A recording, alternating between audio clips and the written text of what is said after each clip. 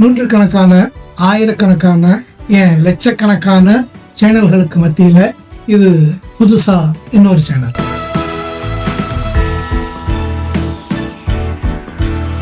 கடவுள்களுடைய ஆற்றல்களை விளக்குற, மதங்களின்படி நடக்க வேண்டிய கட்டாயத்தை வலியுறுத்துகிற பல சேனல்கள் இருக்குது. எல்லா மொழிகள்லையும் இருக்குது, தமிழ்லையும் இருக்குது.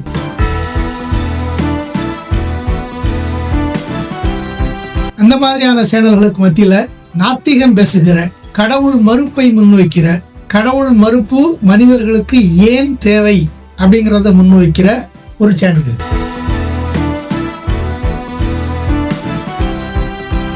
இந்த சேனல் ஏன் தேவைப்படுது, என்ன காரணம், இதை நான் எப்படி விளக்க போறேன் அப்படிங்கிறது தான் அறிமுகம் அப்படிங்கிற இந்த பகுதியில் நம்ம பார்க்க இருக்கிறோம்.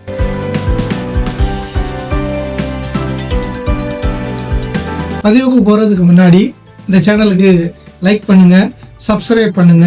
உங்களுக்கு மாற்று கருத்து இருக்கலாம், அதை முன் வச்சீங்க அப்படின்னா அதை ஏற்று மீளாய்வு செய்யறதுக்கும், அது சரியா இருக்கும் பட்சத்தில் அதை ஏற்றுக்கிறதுக்கும் நான் எப்போதுமே ஆயத்தமாக இருக்கிறேன்.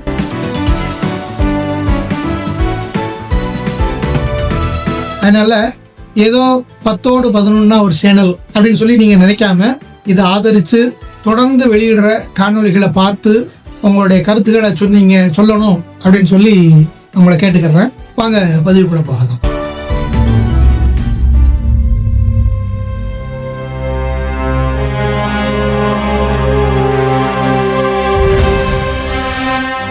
மித்திலி இதான் இந்த சேனலோட பேர். ஏன்னா பேர் என்ன வித்தியாசமா இருக்குது அப்படின்னு நீங்க நினைக்க வேண்டாம். நான் இந்த சேனலுக்கு முதல்ல ஜீரோ மித் அப்படின்னு தான் பேர் வச்சேன். மித் அப்படின்னா தெரியும் உங்களுக்கு, மூட நம்பிக்கை அப்படிங்கிறது. அப்ப ஜீரோ மித் அப்படின்னா மித் இல்லாத, ஜீரோ மூட நம்பிக்கை அப்படிங்கிறது தான் அதனுடைய பொருளா இருந்தது. அப்ப அதுக்கப்புறம் தான் நான் யோசிச்சேன், தமிழ்ல அழகான துணை சொல் ஒன்று உண்டு, இலி அப்படின்னு சொல்லுவாங்க. ஒரு சொல்லோட இலி அப்படிங்கறத சேர்த்தோம் அப்படின்னா அது இல்லாத அப்படிங்கிற பொருளை அது தரும். அறிவு அப்படின்னா அறிவுள்ள, அறிவு இருக்கிற அப்படிங்கிற பொருளும், அறிவிலி அப்படின்னா அறிவு இல்லாத அப்படிங்கிற பொருளும். அப்போ மித் அப்படின்னா மூட நம்பிக்கை, மித் இலி அப்படின்னா மூட நம்பிக்கை இல்லாத அப்படிங்கிற பொருள்ல வரும். இது ஆங்கிலம் தமிழ் எல்லாத்தையும் போட்டு குழப்பின ஒரு பேர் தான். வித்தியாசமாகவும் அதே நேரத்துல ஈர்க்கக்கூடிய வண்ணமும் இருக்கணும் அப்படிங்கறதுக்காக தான் இப்படியான ஒரு பேரை தேர்ந்தெடுத்திருக்கிறேன். உலகத்துல பெரும்பாலான மக்கள் கடவுள் அப்படிங்கிற விஷயத்த நம்பி ஏத்துக்கிறாங்க, மதம் அப்படிங்கிற ஒழுங்குக்குள்ள இருந்து செயல்பட விரும்புறாங்க. அந்த வகையில உலகினுடைய பெரும்பாலான மக்கள் ஏத்துக்கிற ஒரு விஷயத்துக்கு எதிரா நம்ம பேச வேண்டியது அப்படிங்கிறது ஒரு முதன்மையான சிக்கல். அதனால ரொம்ப கவனத்தோட இந்த விஷயத்தை கையாளணும் அப்படின்னு சொல்லி நான் நினைக்கிறேன். ஆனா அதனுடைய மறுபக்கம், இந்த கடவுள் மதம் இது எல்லாமே உண்மைக்கும் அறிவியலுக்கும் எதிராக இருக்குது அப்படிங்கிறதும் ஏதோ ஒரு விதத்துல மக்களுக்கு புரிஞ்சிருக்கும் அப்படின்னு சொல்லி நான் நம்புறேன். ஆன்மீகவாதிகள் அவங்க எந்த மதத்தை சார்ந்தவங்களா இருந்தாலும் தினந்தோறும் அவங்க தான் நம்புற விஷயத்த தொடர்ச்சியா பரப்புரை பண்ணிக்கிட்டே இருக்கிறாங்க. அப்படி பண்ணப்படுற பரப்புரைகள்லாம் நம்ம எடுத்து பார்த்தோம் அப்படின்னா அது உண்மைக்கும் அறிவியலுக்கும் எதிராக இருக்குது அப்படிங்கிறது தான் யதார்த்தம். ஒரு மனிதன் அப்படிங்கிற அடிப்படையில உண்மைக்கு எதிரான விஷயங்களை எல்லாம் ஆதரிக்க கூடாது. அது ஒரு முதன்மையான அம்சம். அடுத்து நம்முடைய அரசியல் அமைப்பு, அதுல பகுதி 4A, அதாவது குடிமக்களுடைய அடிப்படை கடமைகளை பற்றி பேசுகிறது. அதனுடைய உட்பிரிவு 51A, அதுல H அப்படிங்கிற விதி.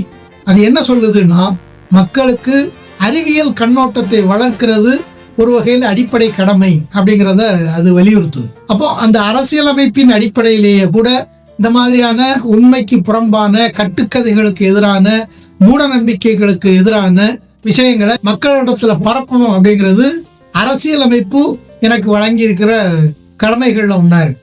அந்த வகையிலையும் இதை நான் வெளிப்படுத்த வேண்டிய தேவை இருக்குதுன்னு நினைக்கிறேன். உலகத்தில் உள்ள மக்கள் அப்படின்னு சொல்லி எடுத்துக்கிட்டோம்னா எல்லார்ட்டையுமே ஏதோ ஒரு விதத்துல மூட நம்பிக்கை அப்படிங்கிறது இருக்கத்தான் செய்யும். அது ஆத்திகர்களானாலும் சரி, நாத்திகர்களானாலும் சரி, ஏதோ ஒரு விதத்துல ஏதோ ஒரு அளவுல மூட நம்பிக்கை அப்படிங்கிறது இருக்கும். ஆனா அப்படி இருக்கிற மூட நம்பிக்கைகள்ல பெரும்பாலான மூட நம்பிக்கைகள் கடவுள், மதம் அதை சார்ந்ததுதான் அப்படிங்கிறது உண்மை. அதோட மட்டும் இல்லாம அந்த மதம் சார்ந்த மூட நம்பிக்கைகள் நாளுக்கு நாள் வளர்ந்துகிட்டே இருக்கு. புதிய புதிய தொழில்நுட்பங்கள் வர வர அந்த தொழில்நுட்பங்களையும் பயன்படுத்திக்கிட்டு அந்த மூட நம்பிக்கைகள் வந்து வளர்ந்துகிட்டு பரப்பப்பட்டுக்கிட்டு இருக்கு. தொலைக்காட்சி தொடர்கள், டிவி சீரியல்கள் அப்படின்னு எடுத்துக்கிட்டோம்னா எல்லா குடும்பத்திலையும் இந்த டிவி சீரியல் ஓடிட்டு இருக்குது. அந்த டிவி சீரியல்கள் வந்து பல பேர்கள்ல இருந்தாலும் எல்லா டிவி சீரியல்களையும் அடிப்படையா இருக்கிற ஒரு ஒற்றுமை அப்படின்னு சொல்லி பார்த்தோம் அப்படின்னா அதுல கடவுள் நம்பிக்கை சார்ந்த மூட நம்பிக்கைகள் வந்து திரும்ப திரும்ப வந்துகிட்டே இருக்கும். இப்ப எடுத்துக்காட்டுக்கு சிறகடிக்க ஆசை அப்படின்னு சொல்லி ஒரு சீரியல். அதுல கணவன், மனைவி, மாமியார் இவங்களுக்குள்ள ஒரு சிக்கல். இந்த சிக்கலுக்கு மனைவியும் மாமியாரும் சாமியார்ட்ட போய் தங்கள் சார்பா பிரச்சனையை தீர்த்துக்கிறதுக்கு தாயத்து மாதிரி வாங்கி கட்டிக்கிறாங்க. அப்படி கட்டுறதன் மூலம் தங்களுக்கு சாதகமான விஷயம் நடக்கும் அப்படின்னு சொல்லி அவங்க நம்புறாங்க. இப்ப இது சரியா?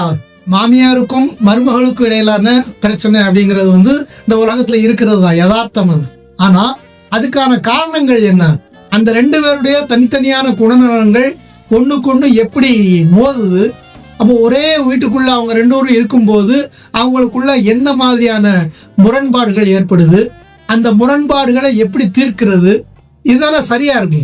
அப்ப இந்த வழியில போய் அந்த முரண்பாடுகளை தீர்த்தோம் அப்படின்னா அந்த குடும்பத்துல எந்த பிரச்சனையும் இருக்காது. இது சரியான வழி. ஆனா அதுக்கு மாறா இந்த டிவி சீரியல்கள்லாம் எதை ஊக்குவிக்குது அப்படின்னா இந்த மாதிரி மந்திரவாதி, ஏதோ ஒரு கடவுள் நம்பிக்கை, மண் சோறு சாப்பிட்றது தொடங்கி ஏதோ ஒரு நம்பிக்கையை வளர்த்து எடுத்துட்டு போனா அது தங்களுக்கு சாதகமான பலன்களை தரும் அப்படின்னு சொல்லி ஒரு நம்பிக்கையை ஏற்படுத்து. சரியான தீர்வு கிடைக்கல அப்படிங்கிறது ஒரு பக்கம். இந்த மாதிரியான தவறான தீர்வுகளை நோக்கிய நடவடிக்கைகள் அப்படிங்கிறது அவங்க குடும்பத்தை மேலும் மேலும் சிக்கலுக்குள்ளாகும். இந்த ரெண்டு விதத்துக்கும் எது காரணமா இருக்குது அப்படின்னா அந்த மூட நம்பிக்கைகள் வந்து காரணமா இருக்கு. அப்போ யோசிச்சு பாருங்க, மக்கள்கிட்ட எவ்வளவு மூட நம்பிக்கைகள். இப்ப இந்த மூட நம்பிக்கைகளை படிப்படியா குறைச்சு மூட நம்பிக்கைகளே இல்லை அப்படிங்கிற ஒரு நிலை வந்ததுன்னு வச்சுங்க, அந்த உலகம், அந்த குடும்பம், அந்த சூழல் எவ்வளவு உன்னதமாகவும் எவ்வளவு மகிழ்ச்சிகரமாகவும் இருக்கும். அப்படி ஒரு நிலை வரணும் அப்படின்னு சொல்லி இந்த சேனல் வழியாக நான் கனவு காண்றேன். அப்ப அந்த கனவை நனவாக்குறதுக்கு என்ன செய்யறது? உண்மை அப்படின்னா அது எல்லாரும் ஏத்துக்கிடுவாங்க. உண்மை சொல்லணும், உண்மையா இருக்கணும் அப்படிங்கிறத பொதுவா எல்லாரும் ஏத்துக்கிடுவாங்க. ஆனா அறிவியல் அப்படின்னு வரும்போது அது தனக்கு அப்பாற்பட்ட ஏதோ ஒண்ணு அப்படின்னு சொல்லி நினைச்சுக்கிறாங்க. அப்படிலாம் இல்லைங்க. அறிவியல் அப்படிங்கிறது ஒவ்வொரு மனிதனும் படிச்சிருந்தாலும் சரி, படிக்கலைன்னாலும் சரி, ஒவ்வொரு மனுஷனும் தன் வாழ்நாளில் தான் செய்யக்கூடிய ஒவ்வொரு செயல்கள்லையும் அறிவியல்ல வந்து பிரதிபலிச்சுக்கிட்டே தான் இருக்கிறான். அதனால ஒவ்வொரு மனிதனுக்கும் அறிவியல் கண்ணோட்டம் அப்படிங்கிறது வந்து மிக மிக முக்கியமானது. எடுத்துக்காட்டுக்கு பார்ப்போம். நான் இந்த நாற்காலியில உட்கார்ந்துட்டு இருக்கிறேன். இந்த நாற்காலியில இருந்து நான் எழுந்திருக்கணும் அப்படின்னு வச்சுங்க, காலை அப்படி நேரம் நீட்டி வச்சுக்கிட்டு அப்படி எழுந்திருக்க முடியுமா? என்னால நான் எழுந்திருக்க முடியாது. அதுக்கு மாறா என் காலை அப்படி மடக்கி ஒரு குறுங்கோணத்துக்கு வந்து அதை ஊனிதான் நான் எழுந்திருக்க முடியும். ஏன் நம்ம இப்படி செய்யறோம்? காலை அப்படி நீட்டி கொஞ்சம் விலக்கி வச்சுக்கிட்டு ஏன் நம்மளால எழுந்திருக்க முடியல அப்படின்னா வேற ஒன்றும் இல்லை. நம்ம நாற்காலியில உட்கார்ந்துருக்கும் போது நம்முடைய எடையானது நாற்காலியுடைய 4 கால் வழியா இந்த பூமியில மையம் கொண்டிருக்கு. அப்போ அதுல இருந்து நாம விடுவிக்கணும் அப்படின்னா அந்த மையத்துக்குள்ள ஒரு இடத்துல நாம மீண்டும் நம்மளுடைய மையத்தை நிலைநிறுத்த வேண்டியிருக்கு. அதனாலதான் நம்ம காலை மடக்கி குறுகலான இடத்துக்கு கொண்டு வந்து அந்த காலில் நம்மளுடைய எடையை தாங்கி நின்று எழுந்திருக்கிறோம். இந்த அறிவியல் எல்லாருக்கும் தெரிஞ்சிருக்கணும் அப்படின்னு அவசியம் ஒன்றும் இல்லை. ஆனா இந்த அறிவியலை மீறி யாராலையும் செயல்பட முடியாது. அப்ப இந்த ரெண்டுக்குள்ள வித்தியாசம் இருக்குது இல்லைங்களா? அப்போ இதுதான் ஒரு மனுஷன் வந்து கண்டிப்பா அறிவியல் கண்ணோட்டத்தோட இருக்கணும் அப்படிங்கிறதுக்கான ஒரு சான்று. சரி, உண்மை, அறிவியல் கண்ணோட்டம், இந்த ரெண்டுக்கும் அப்பாற்பட்டு மக்கள் வந்து கடவுளை நம்புறாங்க. இப்ப ஏன் அவங்க கடவுள் நம்புறாங்க அப்படின்னு சொல்லி கேட்டோம் அப்படின்னா, என்னுடைய பெற்றோர்கள் ஒரு குறிப்பிட்ட மதத்துல இருந்தாங்க, அந்த மதத்துல இருக்கிறது தான் சரி அப்படின்னு சொல்லி எனக்கு போதிச்சாங்க, அதனால நான் அந்த மதத்துல இருக்கிறேன் அப்படின்னு சொல்லுவாங்க. அவங்களுக்கு அவங்களுடைய பெற்றோர்கள் அந்த மாதிரி வலியுறுத்தி இருக்கிறாங்க, அந்த பெற்றோருக்கு அது அவங்களுடைய பெற்றோர்கள் வலியுறுத்திப்பாங்க. இப்படி வழி வழியா இருந்த ஒரு நம்பிக்கையின் அடிப்படையில தான் இந்த மதம், கடவுள் அப்படிங்கிறதெல்லாம் பெரும்பாலும் வருது. எந்த ஒரு மனிதனும் சுயமா சிந்திச்சு உலகில வந்து கடவுள் அப்படிங்கிற ஒரு சக்தி இருக்குது, அதன்படிதான் நம்ம ஒழுகணும் அப்படின்னு சொல்லி ஆராய்ஞ்சு அந்த மதத்தை வந்து யாரும் பின்பற்றுறது இல்லை. சின்ன வயசுல இருந்தே அந்த பெற்றோர்களுடைய வழியை அப்படியே வந்துடுறாங்க. வந்ததுக்கு பிறகு அதுக்கு ஏத்தது மாதிரி தன்னுடைய சிந்தனையை அமைச்சுக்கிறாங்க. அதனால அதுதான் சரி அப்படிங்கிற மாதிரியான எண்ணத்துல அவங்க நடைபோடுறாங்க. இதுதான் கடவுள் நம்பிக்கைக்கான காரணமா இருக்கு. அதுக்கு மாறா நான் ஏன் கடவுள் இல்லை, கடவுள் நம்பிக்கை தேவையில்லை, மதம் தேவையில்லை அப்படின்னு சொல்லி ஏன் சொல்லணும் அப்படின்னா, என்னை பொறுத்தவரையில அதுக்கு நான் ஒரு 3 காரணம் சொல்றேன். ஒண்ணு அறிவியல் காரணம். அறிவியல் காரணம் அப்படின்னா என்ன? நிலையான ஆற்றல் அப்படின்னு சொல்லி எதுவுமே இந்த பேரண்டத்துல கிடையாது. இது அறிவியல் சொல்லக்கூடிய உண்மை. இப்ப கடவுள் அப்படின்னா என்ன? இப்ப கடவுள் அப்படிங்கிறது ஒரு நிலையான ஆற்றல், எப்போதும் இருந்துகிட்டே இருக்கக்கூடிய ஆற்றல் அப்படிங்கிறது தான் கடவுள் நம்பிக்கையாளர்களுடைய கருத்து. ஆனா அப்படி ஒண்ணு இருக்கிறதுக்கு வாய்ப்பே இல்லை அப்படின்னு சொல்லி அறிவியல் சொல்லுது. 2வது, தொடக்கமோ முடிவோ இல்லாத பொருள் இந்த பேரண்டத்துல எதுவுமே இல்லை அப்படிங்கிறது அறிவியல். எந்த ஒரு பொருளா இருந்தாலும் அது ஒரு இடத்துல தொடங்கி இருக்கணும், ஒரு இடத்துல முடிஞ்சு போகணும். இதுதான் அறிவியல். ஆனா கடவுள் அப்படிங்கிறது எந்த அடிப்படையில வருது? அவர் எப்போதும் இருக்கிறவர், நேற்றும் இருந்தாரு, இன்னைக்கும் இருக்கிறாரு, நாளைக்கும் இருப்பாரு அப்படிங்கிறது தான். எப்போதுமே இல்லாம போக மாட்டார். இதுதான் கடவுள் குறித்த ஒரு கருத்து. அப்ப அறிவியல் அதை மறுக்குது அப்படிங்கிறது 2வது அம்சம். 3வது, இந்த பேரண்டத்தில் இருக்கிற அத்தனை பொருட்களும் ஒன்னோடு ஒன்று தொடர்புடையதா இருக்கு. நான் இருக்கிறேன் அப்படின்னா நான் எதனுடைய தொடர்புலையாவது நான் இருப்பேன், யாரை சார்ந்தாவது நான் இருப்பேன். அப்ப என்னை சார்ந்து சிலர் இருப்பாங்க. அப்போ நான் ஒரு பொருள் அப்படின்னா எனக்கு முன்னாலும் பின்னாலும் சில பொருட்கள் இருக்கும். சில பொருள்கள்ல இருந்து நான் சார்பை பெற்றுக்கிட்டு இருப்பேன், என்னிடமிருந்து சிலர் சார்பை பெற்றுக்கிட்டு இருப்பாங்க. அப்போ எந்த ஒரு பொருளும் ஒரு கண்ணி மாதிரி ஒன்னோட ஒன்று தொடர்பு கொண்டுதான் இருக்கும். இது அறிவியல். கடவுள் அப்படின்னா என்ன? எந்த ஒரு பொருளும் தேவையற்றவர் தான் கடவுள் அப்படிங்கிறது கடவுள் குறித்து சொல்லப்படுற ஒரு தகுதி. அப்படி இருக்க முடியாது அப்படிங்கிறது தான் அறிவியல். இது அறிவியல் காரணம் அப்படிங்கிற அடிப்படையில் வருது. அடுத்து வரலாற்று காரணம். நமக்கு தெரியும், மனிதர்கள் மிக நீண்ட காலமா அந்த பூமியில வாழ்ந்துட்டு இருக்கிறாங்க அப்படிங்கிற நமக்கு தெரியும். சற்றேறக்குறைய 3 லட்சம் வருஷம் அப்படின்னு சொல்லி நம்ம ஒரு கணக்குக்கு வச்சிருக்கிறோம். அதுக்கு முன்னாலும் மனித இனங்கள் இருந்தது. அப்போ இந்த மாதிரி ஆரம்பகால மனிதர்கள்ல கடவுள் அப்படிங்கிற ஒரு நம்பிக்கை இருந்ததுக்கான ஏதாவது ஒரு சான்று இருக்குதா அப்படின்னா அப்படி இல்லை. கடவுள் அப்படிங்கிறது மனிதர்கள்ல இடைக்காலத்துல வந்த ஒரு விஷயம்தான். குறிப்பிட்ட காலத்துக்கு முன்னாடி அவங்களுடைய வாழ்க்கையில கடவுள் அப்படிங்கிற ஒண்ணு இருந்ததுக்கான எந்த சான்றும் கண்டுபிடிக்கப்படல. அடுத்து, இந்த பூமியில மனிதன் மட்டும்தான் இருக்கிறானா அப்படின்னா அப்படி இல்லை. கோடிக்கணக்கான உயிரினங்கள் இருக்கு. இந்த கோடிக்கணக்கான உயிரினங்கள்ல மனிதனும் ஒரு உயிரினம். ஆனா மனிதன் அப்படிங்கிற உயிரினத்தை தவிர வேற எந்த உயிரினத்துக்கும் கடவுள் அப்படிங்கிற ஒரு நினைப்பு இருக்கிறதா எந்த சான்றும் கிடையாது. இது வரலாற்று ரீதியான காரணம். 3, சமூக காரணம். கடவுள் அப்படிங்கிற ஒரு பொருள், ஒரு ஆற்றல் இந்த பேரண்டத்துல எங்கேயோ இருக்குது அப்படின்னு வச்சுங்க. அப்ப ஏன் அது இருக்குது அப்படின்னா மனிதனை படைத்து அவனை கண்காணித்து நெறிப்படுத்துவதற்காகத்தான் கடவுள் அப்படிங்கிறது இருக்குது அப்படிங்கிறது தான் எல்லா மதங்களுடைய சாராம்சமான கருத்து.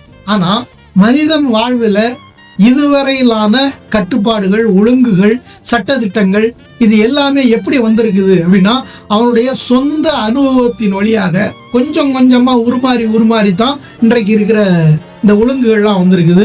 இன்றைக்கு இருக்கிற அந்த ஒழுங்குகளும் நாளைக்கு இருக்கும் அப்படிங்கிறதுக்கு எந்த உறுதியும் கிடையாது. நாளைக்கு சூழல் மாறும்போது அந்த சூழலுக்கு பொருத்தமான வேற சில விதிமுறைகளை அவங்க ஏற்றுக்கலாம், வேற சில ஒழுங்குகளை அவங்க ஏற்றுக்கிடலாம். இப்படித்தான் இந்த உலகம் இதுவரைக்கும் மாறி வந்திருக்குது. அப்படி இருக்கும்போது கடவுள் அப்படிங்கிற ஒரு மாறாத நிலையான ஒற்றை ஆற்றல், அந்த ஆற்றல் வழங்கி இருக்கிற விதிமுறைகள் தான் எக்காலத்துக்கும் நீடிச்சிருக்கும், அது மாறாம இருக்கும் அப்படின்னு சொல்றதுக்கு எந்த அடிப்படையும் இல்லையே.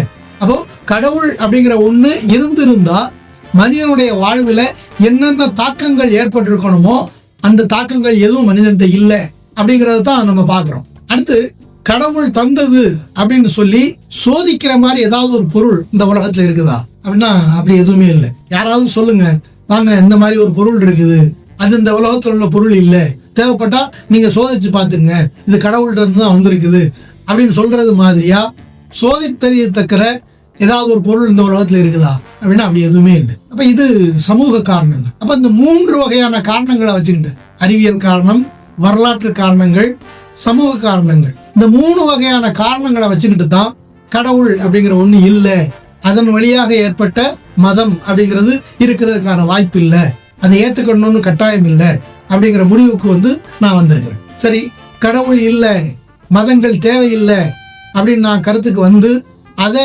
நான் பரப்புரை செய்கிறேன் அப்படின்னு வச்சுக்கிடுங்க.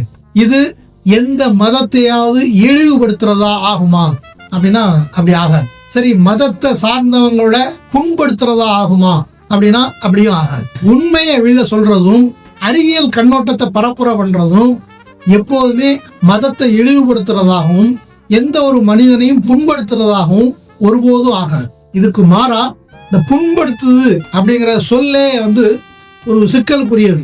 ஏன்னா தொடக்க காலத்துல இருந்து நம்ம பார்த்தோம்னா இதுவரைக்கும் மக்களை புண்படுத்தினது யாரு அப்படின்னா ஒரு கடவுளை நம்புறவங்க, மதத்துல சார்ந்து இருக்கிறவங்க தான். அதுக்கு உலகத்துல ஏகப்பட்ட வரலாறுகள், சான்றுகள் இருக்கு. தன்னுடைய மதத்துக்கு எதிரா, தன்னுடைய கடவுளுக்கு எதிரா ஏதாவது சொல்லிட்டோம் அப்படின்னா அவங்கள துன்புறுத்துறது தொடங்கி கொன்றொழிக்கிறது வரைக்கும் எத்தனையோ செயல்கள் இந்த உலகத்துல நடந்திருக்குது.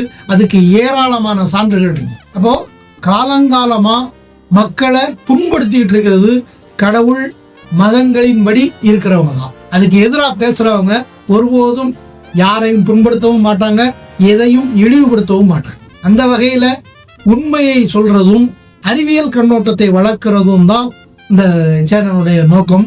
அதே நேரத்துல நான் எனக்கு தெரிஞ்சதை தான் சொல்றேன் அப்படிங்கிறதுனால இதுல தப்பே இருக்கிறதுக்கு ஒரு வாய்ப்பும் கிடையாது அப்படின்லாம் ஒருபோதும் நான் சொல்ல மாட்டேன். நான் பேசுறதுல சொல்றதுல ஏதாவது தவறு இருக்குது அப்படின்னு சொல்லி நீங்க நினைச்சீங்க அப்படின்னா அதை கமெண்ட்ல குறிப்பிடுங்க. நீங்க சொல்றது சரியா இருந்தது அப்படின்னா அதை மீளாய்வு செய்யறதுக்கும் அதை ஏத்துக்கிறதுக்கும் எப்போதுமே நான் தயாராக தான் இருக்கிறேன். அந்த வகையில உங்களுடைய கருத்துக்களை பதிவு பண்ணுங்க. தொடர்ந்து நாம பயணிப்போம். நன்றி.